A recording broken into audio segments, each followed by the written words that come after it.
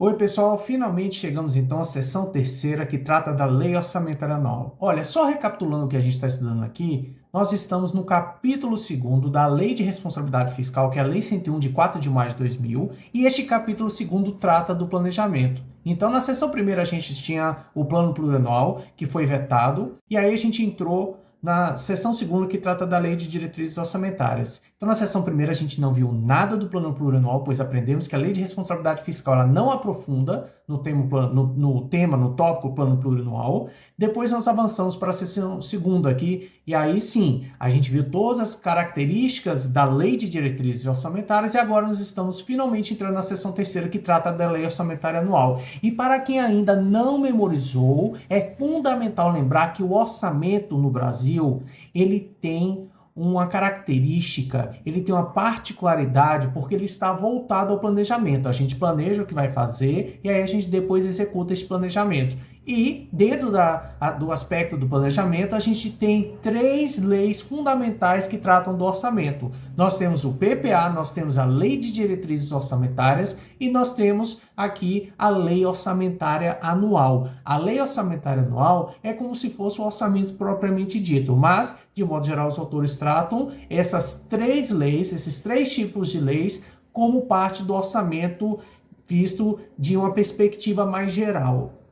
Então vamos entrar agora na Lei de Orçamento Anual ou Lei Orçamentária Anual. E você vai observar que cada um desses instrumentos de planejamento ele tem as suas funções. Agora a gente vai entrar então na Lei Orçamentária Anual e vai ver o que é que a Lei de Responsabilidade Fiscal diz sobre essa lei. No seu artigo 5º, acompanhe aí no site do governo. Então acesse aí no site do governo, digite lá no Google Lei de Responsabilidade Fiscal e acesse aí o site do planalto.gov.br para você poder acessar e acompanhar comigo aqui o que a gente está estudando aqui no nosso estudo dirigido sobre Lei de Responsabilidade Fiscal. Então, no artigo 5º, a gente tem o projeto de lei orçamentária anual, elaborado de forma compatível com o plano plurianual, com a Lei de Diretrizes Orçamentárias e com as normas dessa lei complementar, e aí ele traz as características sobre a lei orçamentária anual. Mas já no CAPT, neste pequeno trecho que lemos aqui no artigo 5º, a gente já encontra informações importantes. Assim como a Lei de Diretrizes Orçamentárias, a lei orçamentária anual ela ainda não é lei enquanto ela não for aprovada na respectiva casa legislativa. Então, o prefeito municipal vai encaminhar um projeto de lei orçamentária anual para a Câmara Municipal, assim como o governador do estado vai encaminhar um projeto de lei orçamentária anual para a Assembleia respectiva. E no caso do Distrito Federal também, evidentemente, o governador do Distrito Federal encaminha um projeto de lei orçamentária anual para a Casa Legislativa respectiva, que é a Câmara Legislativa do Distrito Federal, e no âmbito federal, no caso do governo, o presidente da República ele vai encaminhar um projeto de lei orçamentária anual para o Congresso Nacional. Então a gente já vê de cara três coisas aqui. Primeiro que o projeto de lei orçamentária anual ele tem que ser compatível com o plano plurianual. O projeto de lei orçamentária anual deve ser compatível com a Lei de Diretrizes Orçamentárias e o projeto de lei orçamentária anual deve ser compatível com as normas que constam na Lei 101, pois a Lei 101 é uma lei complementar, como a gente já viu lá atrás. Então o que ele vai conter? Este projeto da LOA, da Lei Orçamentária Anual, vai conter em anexo o demonstrativo da compatibilidade da programação dos orçamentos com os objetivos e metas constantes do documento de que trata o parágrafo 1º do artigo 4º. Se você for lá em cima, no parágrafo 1º do artigo 4º, você vai descobrir que documento é esse que ele está se referindo. Este documento, evidentemente, é o projeto de lei de diretrizes orçamentárias. Então, suba aí na Lei de Responsabilidade Fiscal e se depare com o parágrafo 1º do artigo 4º. É aquele que diz, integrará o projeto de lei de diretrizes orçamentárias, anexo de metas fiscais. Pois bem, então ele está se referindo aqui, esse caso que a gente está estudando, ao projeto de lei de diretrizes orçamentárias. Então, a lei diz que este projeto da LOA conterá em anexo, então a LOA também vai ter um anexo. Você pode falar, puxa, mas quanto anexo tem nessas leis, né? Quando a gente estudou a LDO, a Lei de Diretrizes Orçamentárias, a gente estudou o anexo de metas fiscais, o anexo de riscos fiscais, depois o anexo específico. Aqui na LOA ela também tem um anexo. Então ela vai ter um anexo, essa LOA, um demonstrativo da compatibilidade da programação dos orçamentos com os objetivos e metas constantes do projeto de lei de diretrizes orçamentárias. Então, meu amigo, a primeira coisa que você deve memorizar ou anotar no seu caderno é que quando a gente trata de objetivos e metas, a gente tem que pensar que isso daí está relacionado ao quê? Está relacionado à LDO. Lá na LDO a gente falava de meta o tempo todo, a gente falava de meta de inflação, meta para o próximo ano, meta para o ano passado, etc. Então isso daí é LDO. É assim que você tem que memorizar para sua prova. Você sempre, quando lidar com a palavra meta, objetivo, já tem que pensar, opa, isso aqui é LOA ou LDO? você viu que, como nós estamos vendo aqui, é uma questão mais de LDO. Então, a LOA ela vai ter ali um demonstrativo da compatibilidade da programação dos orçamentos. Como é que vai ser feita a arrecadação de receitas? Como é que vai ser feita ali a execução de despesas? Isso é uma programação. E por quê? Porque a LOA é um instrumento de planejamento. Então, você tem que ter ali no anexo da LOA um demonstrativo que vai indicar o quê? A compatibilidade da programação dos orçamentos com o quê? Com aqueles objetivos e metas que estão na LDO. Anote aí no seu caderno. Além disso, em relação à LOA, o que é que vai ter essa LOA? Diz aí, a LOA ela será acompanhado. Por que acompanhada e não acompanhada? Pois estamos tratando do projeto da Lei Orçamentária Anual. Ainda não virou a lei, ainda não foi aprovada na respectiva Casa Legislativa. Então, esse PLO será acompanhado do documento a que se refere o artigo 6º, o parágrafo 6º, melhor dizendo, do artigo 65 da Constituição, bem como este PLO será acompanhado das medidas de compensação a renúncias de receitas e aumento de despesas obrigatórias de caráter continuado. Então, vamos por partes. Estamos aqui no inciso 2º do artigo 5º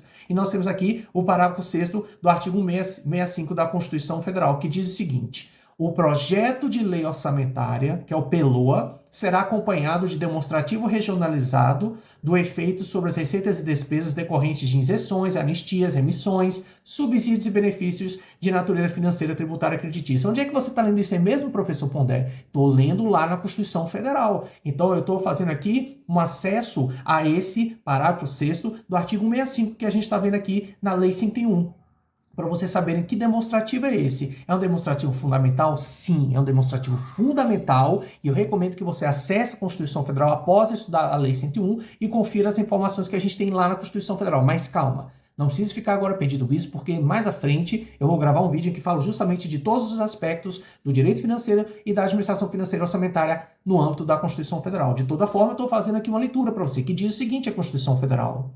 O projeto de lei orçamentária será acompanhado de demonstrativo regionalizado do efeito sobre as receitas e despesas decorrentes de quê? De isenções, anistias, remissões, subsídios e benefícios de natureza financeira, tributária e creditícia. Isso daqui é o seguinte: às vezes, certo governo abre mão de receber dinheiro. Às vezes, por exemplo, ele fala assim, não, quem está me devendo multas, né, porque não pagou um tributo para mim lá atrás, eu vou anistiar todo mundo, ninguém precisa pagar mais multa, só que isso gera o quê? Um efeito, né, porque na arrecadação vai ser menos dinheiro entrando nos cofres públicos para reformar postos de saúde, para construir pontes, para comprar vacinas. Então, o governo, quando ele pensa em fazer algum tipo de ato nesse sentido, de conceder alguma isenção para os contribuintes, anistiar multas, parcelar dívidas, etc., e coisas do tipo, ele tem que incluir um demonstrativo de qual vai ser o efeito esperado para esta atitude, para esta conduta que ele vai ter. Né? Então, quando ele resolve abrir mão de receber dinheiro, peraí, então indique lá na lei orçamentária, ou melhor dizendo, no PLOA, no projeto da lei orçamentária, quais são os efeitos que são esperados com base nesta sua decisão de abrir mão de receber dinheiro. Então isso daí vai constar onde, meus amigos? Vai constar na LDO? Não. Esse demonstrativo dos efeitos regionalizados, esse documento que cita a Constituição Federal, que é o parágrafo 6º do artigo 65, ele vai constar no meu PLOA. Da mesma forma, não cabe ao gestor público simplesmente indicar os efeitos que são esperados. Ele deve indicar, da mesma forma, as medidas de compensação a renúncias de receita e aumento de despesas obrigatórias de caráter continuado. Então, se o gestor público ele tem intenção, no próximo exercício, porque a LOA ela é um documento que é anual, na lei orçamentária anual, manda uma todo ano e aí ele vai executando daquele ano, por exemplo, do ano de 2024 vai executando e no ano seguinte ele executa de 2025, mas ele tem que elaborar o projeto de lei orçamentária no ano anterior, para que possa executar aquele PLOA que virou a LOA no ano anterior. Então ele tem que indicar ali no anexo da LOA quais são as medidas que ele está prevendo para poder o quê? Compensar essa renúncia. Ele vai abrir mão de determinado tributo, de determinado imposto que ele é recebido do contribuinte, de certa multa que ele aplicou no passado, ele vai abrir mão. Não precisa ninguém me pagar mais multa nenhuma, não. Estou anistiando as multas aqui da galera. Então, ele tem que, em contrapartida, indicar como é que ele vai compensar essa questão de abrir mão de receita. Né? Quando ele compensa, no sentido de falar, não, vou cobrar esses tributos ou aqui, eu não vou cobrar mais essas multas aqui, mas ele decide cobrar o quê? A multa de outro lado. Então, é aquela história do cobertor curto, né? Puxa um lado, puxa do outro. Ele deixa de ganhar dinheiro dessa forma, mas começa a ganhar dinheiro de outra forma, o município, determinado estado, o Distrito Federal ou a União, no caso. Da mesma forma, caso o gestor público ele tenha a intenção de aumentar as despesas obrigatórias de caráter continuado, ele tem que mostrar quais serão as medidas de compensação que ele vai tomar. Ora, se ele vai efetuar mais gastos, talvez ele corte gastos em outra ponta, já que ele decidiu efetuar mais gastos relativos a essas despesas obrigatórias de caráter continuado. Então, se ele abre mão de receitas, ele tem que indicar quais são as medidas de compensação de renúncia. Se ele decide fazer mais despesas, aumentar as despesas obrigatórias de caráter continuado, ele tem que indicar onde ele vai, por exemplo, cortar outra despesa para poder o quê? Compensar. Lembre-se sempre, pessoal, que a questão da gestão fiscal está relacionada àquela questão da balança, né? De sempre buscar um equilíbrio. Bom, dando sequência aí, a gente tem o inciso terceiro que diz o seguinte: conterá também esse projeto de lei orçamentária anual reserva de contingência, cuja forma de utilização e montante, definido com base na receita corrente líquida, serão estabelecidas na Lei de Diretrizes Orçamentárias. Então agora a gente vai ter que fazer aqui uma análise bem completa desse inciso terceiro. Primeiro, reserva de contingência é aquela questão que o quê? Vai fechar o cofre, né? Vai precisar de um dinheirinho a mais para poder pagar porque aconteceu um problema. Então tem que ter essa reserva de contingência lá no meu PELOA, no projeto de lei orçamentária. Agora, como é que vai se dar essa utilização dessa reserva de contingência? Qual vai ser o montante exatamente dessa reserva de contingência? É isso daí que você tem que ficar atento.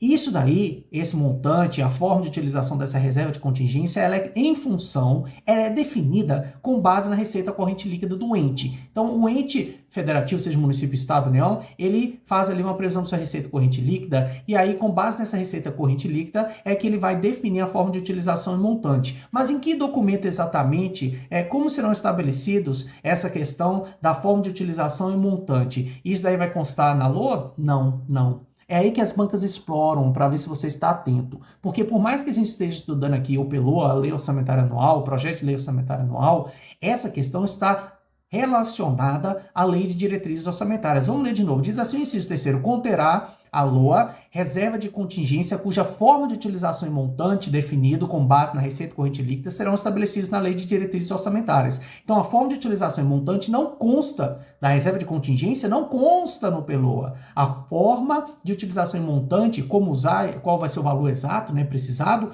vai estar lá na minha Lei de Diretrizes Orçamentárias. O que vai constar aqui na minha PELOA é a reserva de contingência, mas a forma de utilização, né? E o montante exato vai constar na minha Lei de Diretrizes Orçamentárias. Então vamos diferenciar essa questão aí, tá bom? Anota no seu caderno em cor vermelha isso daí, porque se cai, se despenca em prova de concurso. Eu vou ler aqui mais uma vez para a gente sintonizar. O projeto de lei orçamentária anual elaborado de forma compatível com o plano plurianual, com a lei de diretrizes orçamentárias e com as normas dessa lei complementar, conterá esse PELOA, reserva de contingência cuja forma de utilização e montante, definido com base na receita corrente líquida, serão estabelecidos na lei de diretrizes orçamentárias, destinada esta reserva de contingência ao quê? Ao atendimento de passivos contingentes e outros riscos e eventos fiscais imprevistos. Então eu tenho ali uma espécie de gordura, né, de dinheirinho guardado para eventuais emergências, que a gente chama isso de reserva de contingência. Para quê? Atender o quê? A passivos contingentes e outros riscos e eventos fiscais imprevistos. Passivos contingentes é uma coisa que pode acontecer, que o governo tem ciência ali e tal, então ele já deixa um dinheirinho guardado, que a gente chama de reserva de contingência, para poder fazer frente a essa despesa que pode acontecer. Pode ser um valor gordo, um valor magro, enfim. Tem que ter ali uma reserva de contingência para eventuais emergências. Você no orçamento da sua casa não guarda um dinheirinho para se acontecer alguma coisa? Vai ter que trocar o pneu do carro, eu bati meu carro, eu vou ter que pagar ali alguma apólice de seguro, vou ter que pagar ali qualquer outra coisa do tipo. Enfim, todo mundo tem que fazer ali um pé de meia, uma reserva, né? Que a gente chama de reserva de contingência. E aí, para que atender o quê? A esses passivos contingentes. Algum processo judicial que o governo tem lá de bilhões ou milhões e vai ter que desembolsar, porque chegou na última instância, vai ter que pagar, não vai ter saída. Ou então até mesmo algum risco e evento fiscal imprevisto. Pode acontecer uma coisa que não estava prevista para o governo. De repente veio uma crise nos Estados Unidos, quebrou o país, o Brasil foi junto para a lama e agora? Tem a reserva de contingência, né? O dinheiro secou, né? A galera está sem dinheiro, os contribuintes não estão pagando o tributo, mas o governo tem ali sua reserva de contingência, tá bom? Na sequência, a gente tem o parágrafo primeiro que diz o seguinte: parágrafo primeiro relativo ao artigo 5º. Todas as despesas relativas à dívida pública, mobiliário contratual e as receitas que as atenderão constarão da lei orçamentária anual. Então vamos ficar muito atentos a isso aqui. Vamos ficar muito atentos a isso aqui. Nós temos na doutrina um princípio chamado princípio da universalidade. Significa que o governo, seja ele o município, estado, União, deve prever na sua lei orçamentária, que é um orçamento, um instrumento de planejamento, todas as despesas, todos os gastos que ele está prevendo executar no ano seguinte. Então, estamos aqui no ano de 2024 e o prefeito já está elaborando o quê? O PLOA, o Projeto de Lei Orçamentária do ano de 2025, só um exemplo.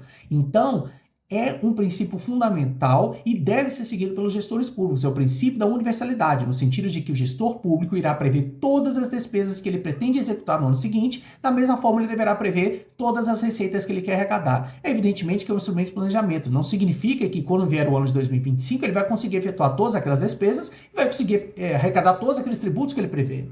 Então o governo ele tem dívidas. Da mesma forma que você tem dívida, o governo tem dívida também, meu amigo, porque ele não consegue fazer ali simplesmente atender a população com suas políticas públicas com base no que ele arrecada. Ele precisa pegar dinheiro emprestado em bancos, por exemplo, ou de outra forma, de outros tipos de credores. E aqui é o que ela cita dois tipos de dívida. A dívida contratual, quando, por exemplo, um município de Campinas, ele faz uma dívida junto a um banco, e ele também, por exemplo, eu posso falar em termos da União. A União, ela tem o costume de emitir títulos do Tesouro para que as pessoas apliquem o seu dinheiro na União, e a União entrega a essas pessoas investidores um título, um papel comprovando, né, que ela é uma credora, e a União ela tem essa dívida que a gente chama de dívida mobiliária, está relacionada a títulos mobiliários. Então o governo ele tem essas duas formas de pegar o quê? Um empréstimo, digamos assim, né? Ele pode, por exemplo, pegar uma dívida junto a um banco, e aí você tem a dívida contratual, porque essa dívida é regida por um contrato. Da mesma forma, a União pode emitir títulos do Tesouro para pegar dinheiro das pessoas, e aí a União vai pagando juros, pequenos juros para essas pessoas que estão prestando dinheiro para o governo. Então, na lei orçamentária anual, é fundamental que o governo inclua todos esses tipos de dívida, tanto a mobiliária quanto a contratual, e também as receitas que vão atender a essas dívidas. Da mesma forma, eu tenho aqui no parágrafo 2º o seguinte: o refinanciamento da dívida pública constará separadamente na lei orçamentária e nas de crédito adicional. Então, nós temos 3 informações aqui, ou talvez 4. Vamos ver o seguinte. Primeiro, o governo ele tem uma dívida, ele pode refinanciar essa dívida. Isso acontece quando, por exemplo, você tem uma dívida junto a um banco, aí você decide levar essa dívida para outro banco, porque no outro banco você tem condições melhores de juros, né? Talvez você consiga reduzir sua dívida quando você levar sua dívida de um banco para o outro. O governo também pode fazer isso. Então o governo ele vai refinanciar sua dívida pública e quando a gente está falando, como a gente está falando de dívida, a gente aprendeu que todas as dívidas devem constar lá no meu projeto da lei orçamentária, o que acontece? Esse refinanciamento não vai estar diretamente no corpo da lei orçamentária, mas vai constar separadamente na lei orçamentária. E é aí que o cara que faz as questões da sua banca, que vai estar lá na sua prova, ele quer saber se você está atento, se lá vai estar assim. O refinanciamento da dívida pública constará na lei orçamentária, constará separadamente na lei orçamentária, e não no corpo da lei orçamentária. Da mesma forma, este refinanciamento da dívida pública pode constar em outras leis que a gente chama de lei de crédito adicional. Aí você me pergunta, o que é uma lei de crédito adicional? O orçamento não é uma lei? É sim. O orçamento é um documento autorizativo em que a Casa do Povo, seja ela a Câmara Municipal, a Assembleia Legislativa ou o Congresso Nacional, autoriza que o gestor público, na pessoa do Executivo, por exemplo, efetue dívidas. Então, é uma lei que trata de créditos. Créditos no sentido de o quê? Quando você tem sua fatura do seu cartão, não é um cartão de crédito? Porque você tem um crédito que alguém te concedeu, te autorizou a gastar e depois você quita aquela dívida. Da mesma forma, a Câmara Municipal, a Assembleia Legislativa ou o Congresso Nacional, eles vão e concedem crédito ao Executivo para ele gastar. Que consta onde? Lá na lei orçamentária. Mas pode acontecer de lá na frente o governo precisar de um outro crédito porque não estava presente na lei, ou precisar reforçar aquele crédito. Daí vem o que a gente chama de lei de crédito adicional. Por isso que ele diz, e nas de crédito adicional. Nas leis de crédito adicional é quando a Câmara Municipal, a Assembleia Legislativa ou o Congresso Nacional autoriza, por exemplo, que o Executivo efetue novas despesas que não estavam previstas na lei ou que talvez vão precisar ser reforçadas.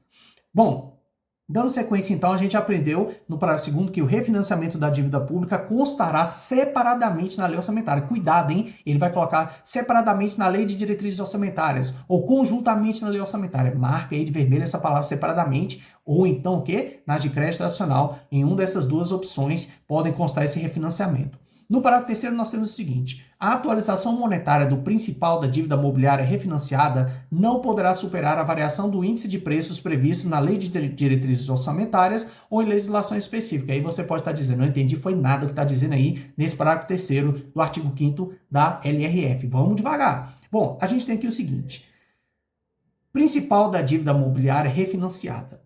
Primeiro, nós temos que pensar que a dívida é composta de um valor original de quem contraiu aquela dívida e também de juros que deve se pagar pela sua dívida. Você não pega um dinheiro em qualquer lugar, num banco, por exemplo, pego 1 milhão e devolvo 1 milhão para o banco. Não, meu amigo, você tem que pagar juros. Da mesma forma, se a União, o Estado Municipal vai lá no banco e pega dinheiro emprestado, vai ter que devolver para o banco o dinheiro que pegou emprestado, seja 500 mil ou 3 milhões, mais os juros. Então, quando nós estamos falando do principal, estamos falando do principal que é o montante, e não da questão... como se fosse assim, o capital que você pegou no banco e não juros, tá? Então vamos pensar assim de modo rápido, né? Vamos ser mais práticos aqui, não vou adentrar em questões técnicas para não te confundir. Então, essa dívida pública, ela de certa forma, ela é atualizada monetariamente. Por quê? Porque você tem inflação ocorrendo ao longo do tempo. Mas qual vai ser um índice a ser adotado para poder ver qual o novo preço dessa dívida? Vai estar lá na Lei de Diretrizes Orçamentárias a variação do índice de preços. Então, na Lei de Diretrizes Orçamentárias, eu vou ter o quê? A variação do índice de preços para que eu possa recalcular o novo valor dessa minha dívida. Eu possa atualizar essa dívida monetariamente, ok? Então, onde é que vai estar o índice de preços para que o governo possa atualizar essa dívida que ele tem? Vai estar na LDO ou em legislação específica. E aí que o cara da banca quer saber se você está atento, se ele tenta te confundir. Porque não é só na LDO que pode ter essa variação do índice de preços, né? Vai ter também o quê? Em uma legislação específica, em outra norma específica que trate sobre isso, tá bom? Agora, essa atualização monetária do principal da dívida mobiliária refinanciada, você vai marcar de vermelho agora, não poderá superar a variação do índice de preços previsto na Lei de Diretrizes Orçamentárias. Ela vai estabelecer ali um teto,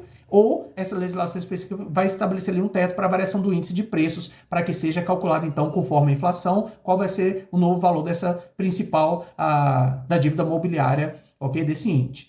Bom, dando sequência, a gente tem um parágrafo 4 que diz o seguinte: é vedado consignar na lei orçamentária crédito com finalidade imprecisa ou com dotação ilimitada. Então, isso aqui também é um aspecto de gestão fiscal, meus amigos, porque tudo deve estar minuciosamente detalhado, especificado. É o princípio orçamentário da especificação. É isso que a doutrina chama de princípio orçamentário da especificação. Então, você não pode consignar ali na sua lei orçamentária um crédito com finalidade imprecisa. Qual a finalidade daquele crédito? A Câmara Municipal quer saber, a Assembleia Legislativa quer saber, o Congresso quer saber, são a casa do povo, eles perguntam, peraí, Executivo, qual a finalidade desse crédito? Para que você quer essa autorização para você efetuar a despesa? Né? Seu cartão de crédito, que eu disse lá, quando você pega na autorização que eles estão te dando para você efetuar a despesa, eles falam, ó, você tem um limite aqui de 20 mil no seu cartão de crédito, de 5 mil. Pois é, a Câmara Municipal faz a mesma coisa com o Poder Executivo. A Câmara Municipal diz para o prefeito, peraí, prefeito, você quer um crédito aqui para ser usado em quê? Você tem que especificar aí qual é a finalidade. Você vai dar destino para esse crédito com o quê? Então, é proibido, é vedado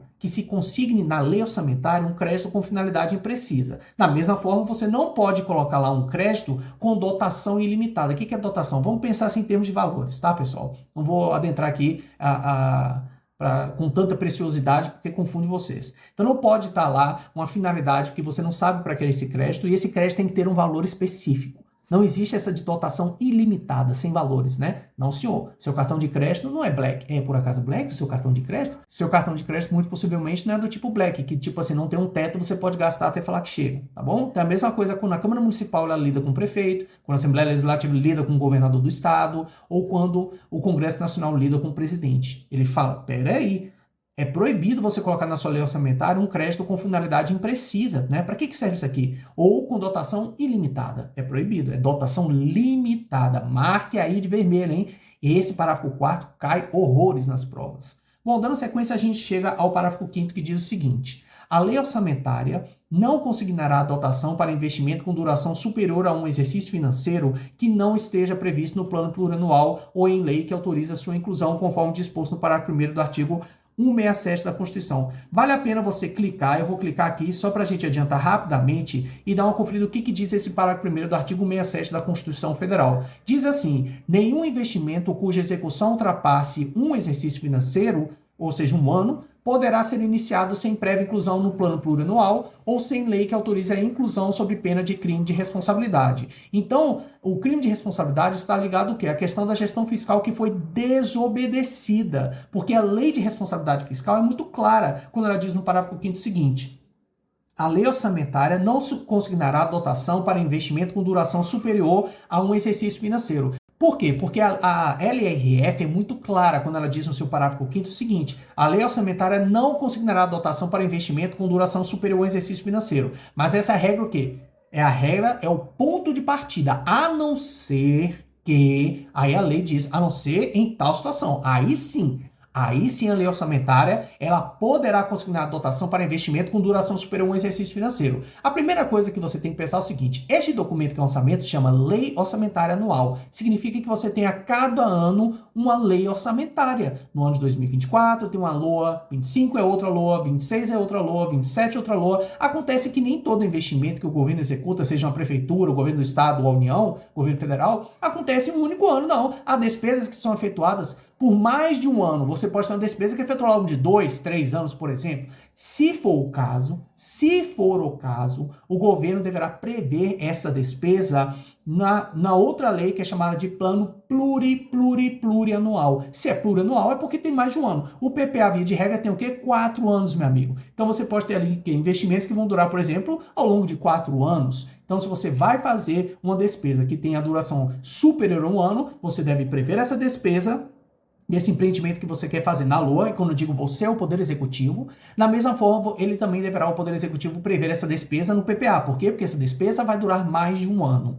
Ou, disse aqui a LRF o seguinte: a lei orçamentária não consignará dotação para investimento com duração superior a um exercício financeiro que não seja previsto no PPA ou em lei que autorize a sua inclusão, ou em lei que autorize a inclusão desse investimento no PPA, conforme disposto da Constituição Federal. Então, duas coisas que você tem que decorar. Tem que estar previsto no PPA, no plano plurianual, marque de vermelho porque isso despenca, ou em uma lei que autoriza a inclusão deste investimento no PPA. Às vezes não está no PPA ainda, mas peraí, tem uma lei que vai autorizar a inclusão. Então tem essas duas possibilidades, e as provas adoram a pegadinha dizendo que, porque não consta no PPA, morreu. Não consta no PPA, mas consta esse investimento que eu quero fazer, que tem mais de um ano de duração, em uma lei que vai autorizar a inclusão desse investimento, dessa despesa no PPA. Então anote aí, pois são essas duas coisas que você tem que saber, hein? Não é, só não tá no PPA, já era, morreu. Não, senhor, meu amigo. Tá lá na lei que autorizou a inclusão desse investimento, dessa despesa no PPA. Anota isso aí, é um ou outro, ok? Combinado? Bom, dando sequência, a gente chega então finalmente ao parágrafo 6º, que diz o seguinte: integrarão as despesas da União e serão incluídas na lei orçamentária as despesas do Banco Central do Brasil relativas a pessoal e encargos sociais, custeio administrativo, inclusive os destinados a benefícios de assistência aos servidores e a investimentos. Olha, isso daqui é mais direcionado para provas da União, provas que são relativas à esfera federal. Se você vai fazer de algum órgão federal, é muito interessante você estudar essa questão. Tanto é que diz assim: integrarão as despesas da União. Não está falando de despesas do Estado, né? Poxa, se eu estou falando do Banco Central do Brasil, que é uma entidade relativa ao governo federal, não está relacionado ao Distrito Federal, ao Estado ou nenhum município, tá bom? Então vale a pena você dar uma lida aí nesse parágrafo 6 novamente, porque eu não vou adentrar para a gente não perder muito tempo, ok? Combinado? Bom, vamos avançar aqui então. Vou só ler mais uma vez o parágrafo 6 para fins de garantia, né? Vai que você pula isso daí. Vamos ler mais uma vez. Então diz assim: integrarão as despesas da União e serão incluídas na lei orçamentária da União as despesas do Banco Central do Brasil relativas a quê? Pessoal, funcionários, encargos sociais, FGTS, por exemplo, né? Só um exemplo, não estou dizendo que FGTS não, outros exemplos, contribuição, previdenciária, etc. Enfim,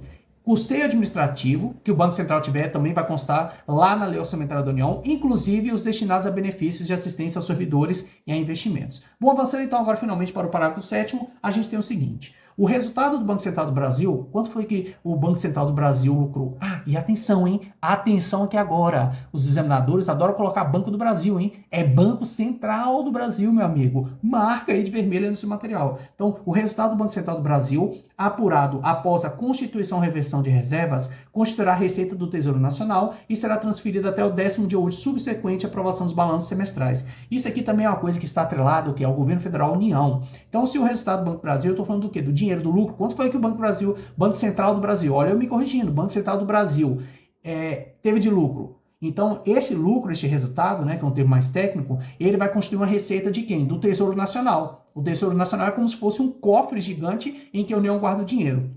Tá bom? Então, isso aí também é um ponto interessante, é você ficar esperto, principalmente se estiver fazendo provas para o governo federal, para entes que são no âmbito da União, tá bom?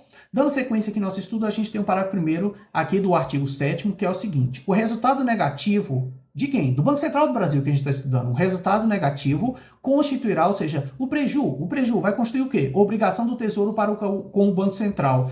Então, se o Banco Central do Brasil tomou um prejuízo, isso daí vai ficar como a dívida do Tesouro Nacional para com o Banco Central. Se o Banco Central do Brasil lucrar, isso daí vai ficar como receita do Tesouro Nacional, tá bom? É isso basicamente que você tem que entender aqui. E será consignado esse resultado negativo em dotação específica no orçamento.